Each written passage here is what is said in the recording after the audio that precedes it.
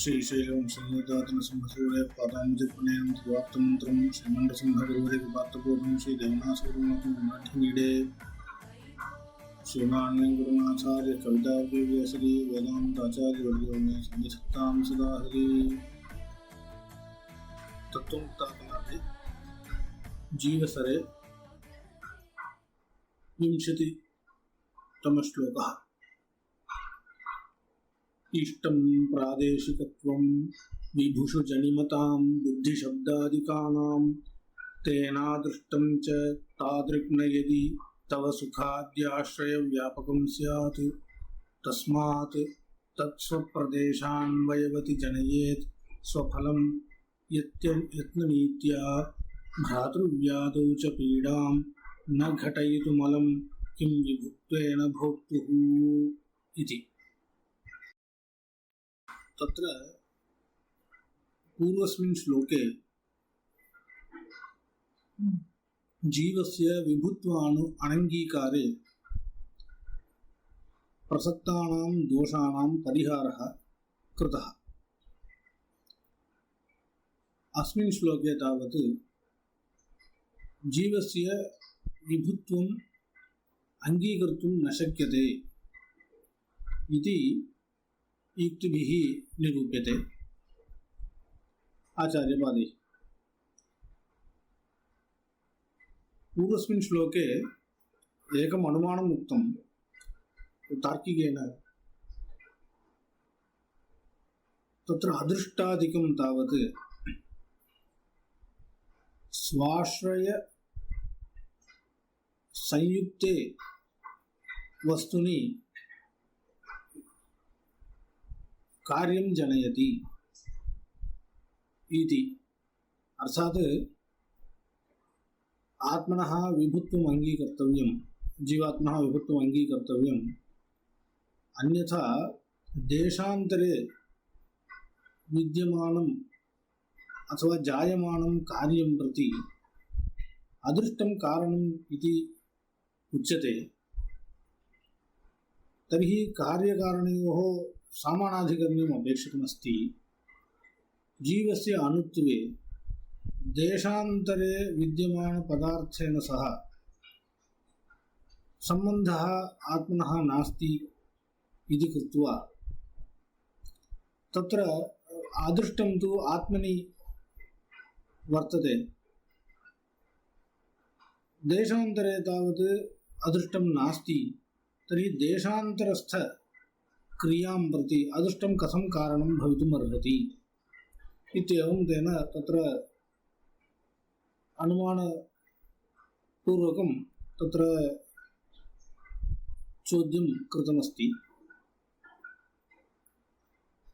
तत्र समाधानं तु तत्र दत्तमस्ति। तत्र अदृष्टादिकं तावत् परमात्म निग्रह अनुग्रह रूपमेव इत्युक्त्वा परमात्मनः विभुत्वम् अस्माभिः अङ्गीक्रियते इति कृत्वा तत्र स्वाश्रय संयोगः देशान्तरेपि सम्भवति इति तत्र समाधानं दत्तम्। इदानीम् अस्मिन् श्लोके तावत् नैयायिकानां या प्रक्रिया अस्ति इत्युक्ते आत्मनः विभुत्वाङ्गीकारे अदृष्टस्य कार्यजनकत्वनिर्वाहः इति उपपादनार्थं या प्रक्रिया स्वीकृता अस्ति तां प्रक्रियां खण्डयन्ति आचार्याः। तत्र उच्यते इष्टं प्रादेशिकत्वं विभुषु जनिमतां बुद्धिशब्दादिकानां। विभुषु जनिमतां बुद्धिशब्दादिकानां प्रादेशिकत्वम् इष्टम्। विभुषु विभुद्रव्येषु तत्रापि विशिष्य आकाश आत्मनोः जनिमतां बुद्धिशब्दादिकानां तत्र आत्मनि च आकाशे च ये गुणाः विशेषगुणाः उत्पद्यन्ते जनिमतां उत्पत्तिमतां बुद्धिशब्दादिकानां गुणानां इति तेषां प्रादेशिकत्वं इति बुद्धिशब्दादीनां गुणानाम् उत्पत्तिमतां प्रादेशिकत्वम् इष्टं तेषां नैयायिकानां प्रादेशिकत्वं नाम अव्याप्यवृत्तित्वम् इति इत्युक्ते शरीराद्यवच्छेदेनैव ज्ञान इच्छादिकं तावत् आत्मनि जायते विभुत्वात् आत्मनः अन्यदेशावच्छेदेन ज्ञानसुखादिकं न भवति इति तेषाम् आशयः। एवमेव शब्दोऽपि आकाशे किञ्चित् प्रदेशावच्छेदेनैव उत्पद्यते अन्यप्रदेशावच्छेदेन तदभावः भवति इति। अतः एतेषां गुणानाम् उत्पत्तिमतां गुणानां विशेषगुणानां प्रादेशिकत्वं तस्य अभिमतमस्ति। तर्हि तेन अदृष्टं च तादृक् न यदि तव सुखाद्याश्रयव्यापकं स्यात् तर्हि यथा ज्ञान इच्छासुखादीनां प्रादेशिकत्वम् अंगीकृतं तद्वदेव अदृष्टरूपगुणोऽपि उत्पत्तिमान् विशेषगुणश्च इति कृत्वा तस्यापि प्रादेशिकत्वम् अंगीकर्तव्यम् अव्याप्यवृत्तित्वम् अंगीकर्तव्यम्। यदि नांगीकरोति तर्हि तव सुखाद्याश्रयव्यापकं स्यात् इति। अर्थात् आत्मविशेषगुणानाम् अव्याप्यवृत्तित्वं यदि नांगीकरोति तर्हि सुखाद्याश्रयव्यापकं स्यात् इत्युक्ते सुखादिः आश्रयव्यापकं स्यात् इत्युक्ते शरीर अवच्छेदेनैव आत्मनि सुखाद्यनुभवः अस्ति। यदि तस्य व्याप्यवृत्तित्वम् अंगीक्रियते तर्हि शरीर भिन्नदेशावच्छेदेनापि आत्मनि सुखानुभवः स्यात् इति। तथा तु अस्माकम् अनुभवः नास्ति, शरीरावच्छेदेनैव सुखानुभवः अस्ति, भिन्न घटादि प्रदेशावच्छेदेन तावत् सुखानुभवः आत्मनः न दृश्यते इति कृत्वा तेषाम् अव्याप्यवृत्तित्वं यथा अंगीक्रियते तद्वदेव अदृष्टादीनामपि अव्याप्यवृत्तित्वम् अंगीकर्तव्यम् इति। तेन किं भवति इत्युक्ते अग्रे उच्यते तस्मात् तत् स्वप्रदेशान्वयवति जनयेत् स्वफलम् यत्ननीत्या इति। अर्थात् तर्हि किं भवति इत्युक्ते अदृष्टादिकमपि शरीरावच्छेदेनैव आत्मसंयुक्ते वस्तुनि स्वफलं जनयेत्, क्रियां वा अथवा सुखं वा जनयेत् इति। अर्थात् देशान्तरे वा कालान्तरे वा यद् वस्तु जायते तं प्रति तत्प्रति अदृष्टस्य कारणत्वम् इदानीम् उपपादितुं न शक्यते। कुतः कालान्तरीय देशान्तरीय क्रियां प्रति अदृष्टस्य कारणत्वं सामानाधिकरणे उपादानार्थं च आत्मनः विभुत्वम् अंगीकृतमस्ति, परन्तु ज्ञान सुखादिवत् अदृष्टस्यापि प्रादेशिकत्वम् अंगीकर्तव्यम्। तथा अंगीकारे शरीरावच्छेदेनैव अदृष्टं स्वकार्यं जनयेत् इति भवति। अतएव वदति तस्मात् तत् स्वप्रदेशान्वयवति जनयेत्। स्वप्रदेशेन सम्बद्धे वस्तुनि एव तत् फलं स्वं फलं जनयेत्, स्वीयं फलम् अदृष्टादिकं जनयेत् इति आगच्छति। तर्हि देशान्तरे विद्यमानक्रिया विद्यमानां क्रियां न जनयेत् इति आगच्छति।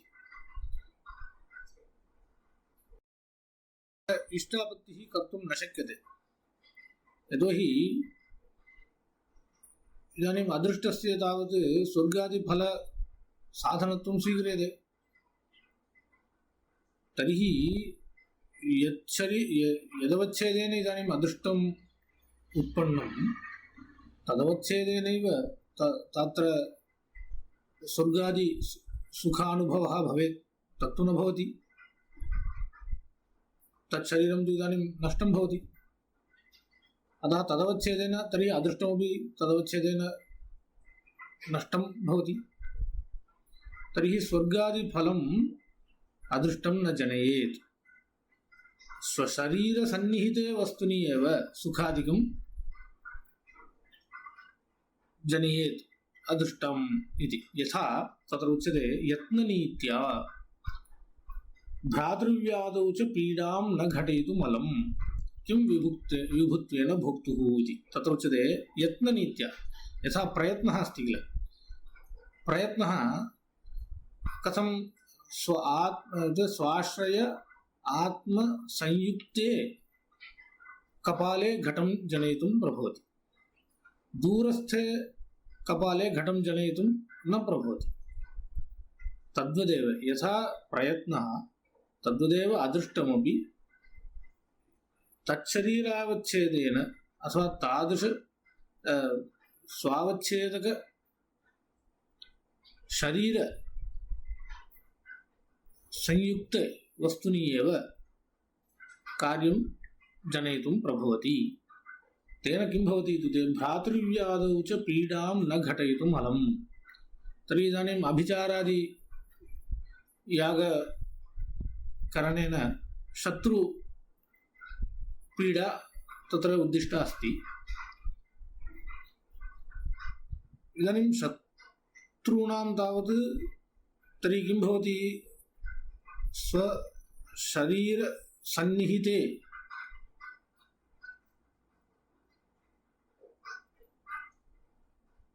भ्रातृव्यादौ एव पीडां जनयितुं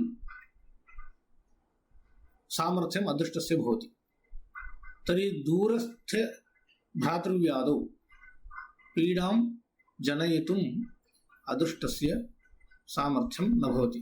अर्थात् शरीरसम्बन्धः तत्र नास्ति इति कृत्वा तस्य सामर्थ्यं न स्यात्। अतः भोक्तुः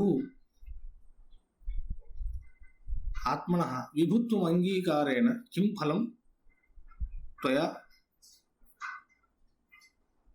उपपादयितुं शक्यते।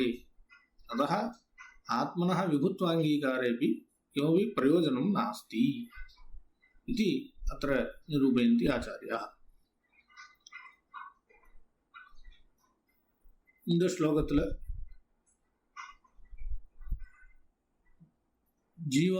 ஜீவாத்மா விபுன்னு சொல்ற தார்க்கிக மதத்தை நிரசனம் பண்ற. இதுக்கு முன் ஸ்லோகத்தில் நம்ம பட்சத்தில் ஜீவாத்மா அணு சொல்லியிருக்கோம். அப்போ நம்ம பட்சத்துக்கு மேல அவளுடைய தார்க்கிகளுடைய பூர்வபக்ஷம் ஜீவாத்மா அணுன்னு ஒத்துண்டானால் இந்த அதிர்ஷ்டாதிகள்லாம் காரியத்தை உண்டு பண்றது. எல்லா காரியங்களும் அதிர்ஷ்டத்தினால தான் உண்டாருது. அப்போ இந்த அதிர்ஷ்டம் தன்னுடைய காரியத்தை உண்டு பண்ணணும் அப்படின்னு சொன்னோமானால், காரியம்ன்றது தேசாந்தரத்தில் இப்போ மழை பெய்யறது இது போல் உள்ள காரியங்கள் எல்லாத்துக்கும் அதனுடைய அதிர்ஷ்டம் காரணம், நம்மளுடைய அதிர்ஷ்டம் காரணம் அப்படின்னு சொன்னோமானால், வேற ஏதோ ஒரு தேசத்துல அந்த அதிர்ஷ்டம் அந்த அந்த மழை பெய்யறதோ இல்லை ஒரு காரியம் உண்டாருது அப்படின்னு சொன்னோமானால் அந்த இடத்துல அதிர்ஷ்டம் இருக்கணும். அப்போ ஆத்மா அணுன்னு சொன்னோம்னா, ஆத்மா இங்க இருக்கும்போது வேற ஒரு ஸ்தலத்துல ஆத்மா அணுன்னு சொன்னோம்னால் ஆத்மா இந்த இடத்துல தான் இருக்கும், ஒரு இடத்துல இருக்க முடியும். இப்போ வேற ஒரு இடத்துல நடக்கிற காரியத்துக்கு காரியத்தோட ஆத்மாவோட சம்பந்தம் இல்லாததுனால அங்க அதிர்ஷ்டம் இருக்க முடியாது. அப்போ அதிர்ஷ்டத்துக்கும் அந்த காரியத்துக்கும் உள்ள சாமானாதிகரண்யம் இல்லாத போயிடும். ஏன்னா ஒரு காரியத்துக்கும் காரணத்துக்கும் சாமானாதிகரண்யம் இருக்கணும். ரெண்டும் ஒரே இடத்துல இருந்தால் தான் அதுக்கு அது அந்த ரெண்டு வஸ்துக்களுக்கும் காரியகாரண பாவம் சொல்கிற வஸ்துக்களுக்கு சாமானாதிகரண்யம் முக்கியம். ரெண்டும் ஒரு இடத்துல இருக்கணும். அப்போ இது ஜீவன அணுன்னு சொல்கிற பட்சத்தில் அது சொல்ல முடியாது. அதுவே நெய்யாயிக்க பட்சத்தில் ஜீவன் விபு அப்படின்னு சொன்னதுனால அப்போ எல்லா பிரதேசத்தோடையும் சம்பந்தம் ஜீவனுக்கு இருக்கிறதுனால அந்த ஜீவனுடைய ஆத்மாவில் ஜீவன் இடத்துல அதிர்ஷ்டம் இருக்கிறதுனால அந்த அதிர்ஷ்டம் எந்த ஆத்மாவோட ஆத்மாவில் அதிர்ஷ்டம் இருக்கிறதுனால அந்த ஆத்மா எல்லா வஸ்துக்களோடையும் சம்பந்தப்பட்டு இருக்கிறதுனால அந்த பிரதேசத்தில் இருக்க வஸ்துவோடும் ஆத்மாவுக்கு சம்பந்தம் உள்ளது கொண்டு அங்கே அதிர்ஷ்டத்துக்கும் அந்த வஸ்துவுக்கும் அதிர்ஷ்டத்தினால உண்டார வஸ்துக்கும் சாமானாதிகரண்யம் இருக்கிறதுனால காரியகாரண பாவம் அங்கே சரியாக வரும். அதனால ஜீவாத்மா விபு அப்படின்னு ஒத்துக்கணும் அப்படின்னு நையாயிகால் ஒரு யுக்தி சொன்னான். இப்போ அந்த யுக்தியை அதுக்கு நம்ம சமாதானம்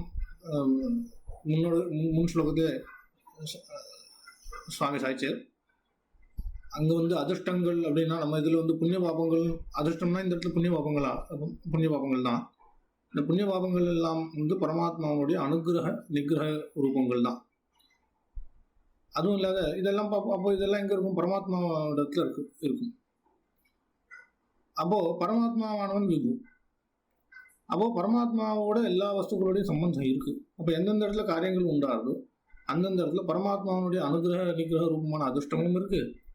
அந்த வஸ்துக்களோடு உண்டான வஸ்துக்களோடு பரமாத்மாவுக்கும் சம்பந்தம் இருக்கிறதுனால இப்போ அந்த சாமானாதிகரண்ய இல்லாத போகின்ற தோஷம் இல்லை அப்படின்னு சாதிச்சார். இப்போ இந்த ஸ்லோகத்துல நையாயிகன் சொன்ன அனுமானத்தினால இப்போ நையாயிகனுக்கே அந்த விபுத்துவத்தை சொல்ல முடியாது அப்படின்னு சாதிக்கிறேன். என்ன அப்படின்னா ஆத்ம விபு விசேஷ குணங்கள் எல்லாம் அவ்யாபிய விருத்திகள் அப்படின்னு அவருடைய பட்சம், தார்க்கிக பட்சம். இதுக்கு என்ன அர்த்தம் அப்படின்னா இப்போ ஆகாசம், அதுக்கப்புறம் ஆத்மா, இதெல்லாம் விபு திரவியங்கள். இதில் இருக்க விசேஷ குணங்களான சப்தம், அப்புறம் ஞானம், இச்சா, சுகம், துக்கம் இதெல்லாம் அவ்யாபிய விருத்தி அப்படின்னு சொல்கிறார். அவ்யாபினா பிராதேசிகம் அப்படின்னு. பிராதேசிகம்னா ஒரு தேசத்தில் மட்டும்தான் இருக்கும். அது விபுவான அப்படின்னால அது எல்லா இடத்துலையும் வியாபிச்சிருக்கிறது. விபு அப்படின்னா சர்வ வியாபி, சர்வமூர்த்த திரவிய சயோகி இதுதான் விபு அப்படின்னு சொல்லாமல் சர்வ வியாபியாக இருக்கிற வஸ்து ஆத்மாவானது சர்வ வியாபி. இப்போ சர்வ வியாபியாக இருக்கிற ஆத்மாவிலும் இந்த ஞானம், இச்சா இதெல்லாம் ஒரு சில பிரதேசத்துல தான் வரும். ஒன்றா ஒரு பிரதேசம் அப்படின்னா சரீரம் எந்த சரீர சம்பந்தம் எங்கே இருக்கோ அந்த இடத்துல மட்டும்தான் இந்த ஞானாதிகள்லாம் உண்டாகும். அப்போ நம்மளுடைய சரீரம் நம்மோட சரீரம் எந்த இடத்துல தொடர்பு இருக்கோ, ஆத்மாவோட சரீரத்தினுடைய தொடர்பு எங்கே இருக்கோ அந்த இடத்துல மட்டும்தான் இந்த ஞான இச்சாதிகள்லாம் உண்டாகும். மற்ற இடத்துலலாம் ஞான இச்சாதிகள் உண்டாகாது அப்படின்னு அவருடைய நியமம். சப்தமும் அது மாதிரி தான். ஆகாசத்தில் ஒரு இடத்துல மட்டும்தான் சப்தம் உண்டாகும். மற்றொரு இடத்துல ஆகாசம் எல்லா இடத்துலையும் வியாபிச்சிருந்தாலும் ஒரு இடத்துல மட்டும்தான் சப்தம் இருக்கும், மற்ற இடத்துல சப்தம் இருக்காது அப்படின்னு அவருடைய பட்சம். அப்போ இப்போ இதெல்லாம் உற்பத்தி மதம் அப்படின்னு சொல்லியிருக்கேன். அப்போ உண்டாகிற எல்லா விசேஷ குணங்கள் எல்லாம் பிராதேசிகங்கள், ஒரு இடத்துல மட்டும்தான் இருக்கும், அது வியாபிச்சு இருக்காது அப்படின்னு அவளுடைய மதம் அப்படின்னு சொன்னோமானால் அப்போ அதிருஷ்டமும் இந்த புண்ணிய பாபங்களும் விசேஷ குணங்களாக தான், அதுவும் விபு விசேஷ குணங்கள் தான் சொல்றா. அப்போ அதுவும் பிராதேசிகங்களாக தான் இருக்கும். அப்போ அதுவும் பிராதேசிகங்களாக தான் இருக்கும் அப்படின்னு சொன்னோமானால் சரீரம் இருக்கிற பிரதேசத்துல மட்டும்தான் அதிர்ஷ்டம் தன்னுடைய காரியத்தை பண்ணும் அப்படின்னு அர்த்தம் கிடைக்கும். இப்போ இல்ல ஆத்மாவில் இருக்கிற விசேஷ குணங்கள்லாம் பிராதேசிகங்கள் இல்லை அப்படின்னு சொன்னோமானால் அப்போ ஆத்மா இருக்கிற இடத்துல எல்லா இடத்துலையும் இந்த குணங்கள்லாம் வியாபிச்சு இருக்கணும். அப்போ சரீரம் இல்லாத இடத்துலையும் சுகம் உண்டாக வேண்டியதா படும், சுகத்தினுடைய அனுபவம் வர வேண்டியதா படும். அப்போ சரீரம் இல்லாத இடத்துல சுகத்தினுடைய அனுபவம் வர வேண்டியதா படும். அந்த மாதிரி நமக்கு அனுபவம் இல்லை, அதனால அது பிராதேசிகம். அப்போ சரீரம் இருக்கிற இடத்துல தான் இந்த விசேஷ குணங்கள்லாம் இருக்கு அப்படின்னு சொல்லணும். அப்போ அப்படின்னு சொன்னோமானால் இப்போ இந்த இடத்துல அதிர்ஷ்டமும் அதுபோலதான் அப்படின்னு ஒத்துக்கணும். அதிர்ஷ்டங்களும் சரீரம் இருக்கிற பிரதேசத்துல மட்டும்தான் தன்னுடைய காரியத்தை பண்ணும் அப்படின்னு. அதான் சொல்றாரு யத்ன நீத்தியா அப்படின்னு சொன்னேன். இப்போ நம்மளுடைய பிரவൃத்திகள்லாம் இருக்கும் இல்லையோ, அதே மாதிரிதான் அதிர்ஷ்டமும் ஆடும். இப்போ பிரவൃத்தி அப்படின்னா நம்ம பிரவர்த்திக்கிறோம் அப்படின்னா, இப்போ நமக்கு நம்ம சரீரத்தோட சம்பந்தப்பட்டிருக்கிற வஸ்துவை தான் இப்போ ஒரு கடம் பண்ணணும் அப்படின்னு வச்சோம்னா, இப்போ நம்ம அந்த கடத்துல பிரவர்த்திக்கிறோம்னா எப்படி பிரவர்த்திக்க முடியும்? நம்ம சரீரத்தோட சம்பந்தப்பட்டிருக்கிற பிரதேசத்துல மட்டும்தான் நமக்கு கடத்தை உண்டாக்க முடியும். வேற ஒரு தூரமா இருக்கிற ஒரு இடத்துல போய் நம்மளால அது கடத்தை உண்டு பண்ண முடியுமா? பண்ண முடியாது. ஏன்னா நம்மளோட சரீர சம்பந்தம் அங்க இல்லை. அப்போ சரீர சம்பந்தம் இருக்கிற இடத்துல மட்டும்தான் நம்மளுடைய காரியங்கள் நம்ம பிரவர்த்திக்க முடியும், வஸ்துக்களில் பிரவர்த்திக்க முடியும். ஏன்னா ஒவ்வொரு வஸ்துக்களும் பிரவர்த்தியும் காரணம் இல்லையோ, ஒரு வஸ்து உண்டாகணும்னா பிரவர்த்தி காரணம் இல்லையோ. இப்போ அதே மாதிரி தான் அதிர்ஷ்டமும் ஒரு வஸ்து உண்டாகிறதுக்கு காரணம் அப்படின்னு சொன்னோம்னால், அந்த சரீரத்தோடைய சம்பந்தம் எங்க இருக்கோ அந்த இடத்துல மட்டும்தான் அது காரணமாக வேண்டியதாக போகும். அப்போ தூரமா இருக்கிற ஒரு வஸ்துவை அது உண்டு பண்ணாத போகும்.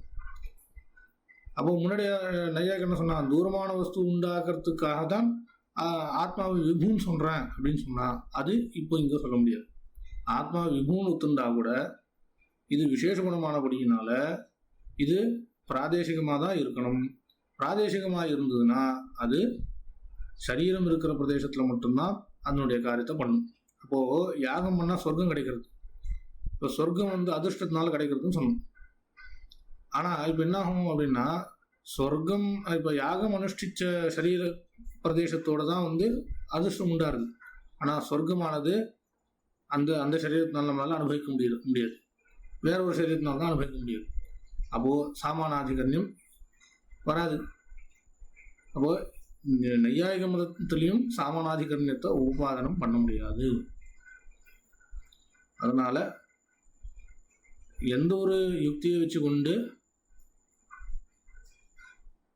விபுத்துவம் சொல்லணும் அப்படின்னு சொன்னோமோ, அந்த யுக்தியை வச்சுக்கொண்டு விபுத்துவம் சொன்னாலும் நமக்கு விபுத்துவம் சொன்னாதான் எந்த ஒரு பிரயோஜனம் சித்திக்கும் அப்படின்னு அவன் சொன்னானோ அந்த பிரயோஜனம் சித்திக்காது. அதான் நான் சொல்றேன். இப்போ பிராத்திருவியாதவ் அப்படின்னு ஒரு சொல்லிருக்கேன். அப்படின்னா என்ன அர்த்தம் அப்படின்னா, பிராத்திருவியாதவ் பீடாம் அப்படின்னு சொல்லிருக்கேன். இது என்ன அர்த்தம் அப்படின்னா, இப்போ அபிச்சார யாகம் பண்ணா சத்ரு பிராத்திருவியன் அப்படின்னா இங்க சத்ருக்கள், சத்ருக்கு பீட அவளுக்கு ஒரு துக்கம் உண்டாக்கணும் அப்படின்னு ஒரு யாகம் பண்றோம்.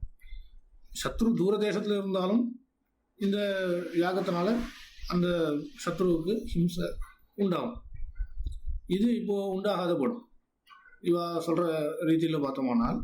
அப்ப என்ன ஆகும் அப்படின்னா, சரீர சம்பந்தம் இருக்கிற இடத்துல எந்த ஒரு சத்ரு இருக்கானோ அவனுக்கு மட்டும்தான் இந்த அபிசார யாகத்தினால ஹிம்சை உண்டாகும். தூர தேசத்துல இருக்கிற சத்ருக்கெல்லாம் ஹிம்சை உண்டாகாத படும். ஏன்னா சாமானாதிகாரியம் வராது இல்லையா. அதனால இந்த பிராதேசிகத்துவத்தை ஒத்துண்டுதான் ஆகணும். இது மாதிரி ஒத்துண்டோமானால், அதிர்ஷ்டாதிகளுக்கு பிராதேசிகத்துவத்தை ஒத்துண்டோமானால், தூரமான இருக்க காரியங்களுக்கு அதிர்ஷ்டாதிகள் காரணம் ஆகாது.